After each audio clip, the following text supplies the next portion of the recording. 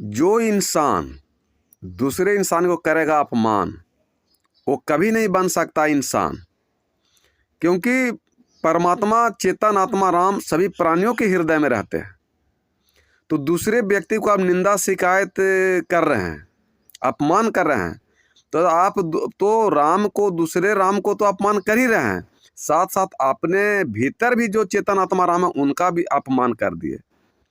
तो जब आप अपने राम को सुरक्षित नहीं रख सकते हैं, तो फिर दूसरे को राम को क्या आप सम्मान कर सकते हैं। और जो व्यक्ति जिसको आपने निंदा शिकायत की है, वो इंसान आपको भी राम को सम्मान कर दिया और अपने भीतर भी राम को सम्मान कर दिया। क्योंकि जो व्यक्ति को आप निंदा शिकायत किए, अपमान किए, वो व्यक्ति अगर आपको सम्मान कर दिया तो आपके भीतर बैठे हुए गुरु चेतनात्मा राम को सम्मान कर दिए और अपने भीतर भी राम को सम्मान कर दिए।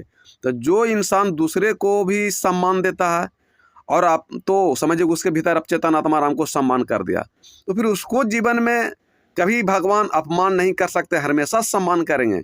इसलिए आप चाहते हैं कि हमको मिले भगवान, तो दूसरे इंसान को कीजिए आप सम्मान, तो आपके भीतर में भी जो बैठा है चेतनात्मा राम उनका भी हो जाएगा सम्मान, और जो दूसरे के हृदय में चेतनात्मा राम है उनको भी हो जाएगा सम्मान।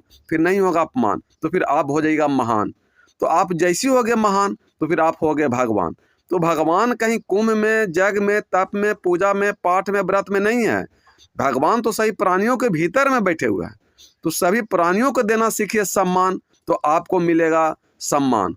और दूसरों को कीजिएगा अपमान तो आप हो जाइएगा बेईमान। तो कभी मत कीजिए दूसरों का अपमान, तब आप हो जाइएगा महान, तो फिर आप हो जाइएगा भगवान। इसलिए हमेशा दूसरों को सुख शांति देने का प्रयास कीजिए, प्रेम से बात करने का प्रयास कीजिए, निंदा शिकायत नहीं कीजिए, ईर्ष्या द्वेष नहीं कीजिए, जलनशीलता नहीं कीजिए, बेईमानी सताई नहीं कीजिए दूसरे के साथ द्वारा। तो फिर आपके जीवन में कहीं भगवान को खोजने की आवश्यकता नहीं है, फिर आप स्वयं राम बन के खड़ा हो जाइएगा।